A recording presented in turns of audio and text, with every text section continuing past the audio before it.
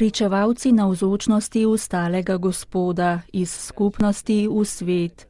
To je tema, ki je bila izbrana za generalni kapitel Kongregacije ustajenja našega Gospoda Jezusa Kristusa. Udeležence le-tega je papež Frančišek danes sprejel v avdienco. Spregovoril jim je o 3 izrazih. Prvi je pričevalci navzočnosti ustalega Gospoda. Ta izraz se nanaša na misionarje in apostole živega. Sveti oče je spomnil na Marijo Magdaleno, apostolko apostolov, ki je na velikonočno jutro, potem, ko je srečala ustalega Jezusa, le-to oznanila drugim učencem. Iskala je mrtvega Jezusa, a našla ga je živega. In to je vesela novica, ki jo prinese ostalim. Cristo è vivo.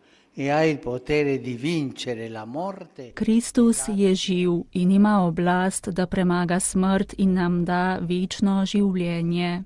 Nostalgija po preteklosti, ki je bila rodovitna s poklici in veličastna v delih, naj ne prepreči videti življenja, ki mu Gospod daje kliti v sedanjem trenutku. Non siate uomini nostalgici, ma uomini che Ne bodite nostalgični možje, ampak možje, ki spodbujeni z vero v Boga zgodovine in življenja, oznanjajo prihod zore tudi sredi noči. Kontemplativni možje, ki s pogledom srca uprtim v Gospoda, znajo videti tisto, česar drugi ne vidijo, saj jim to preprečujejo skrbi tega sveta. Možje, ki znajo oznanjati z drznostjo, ki izvira iz duha, da je Kristus živ in da je Gospod.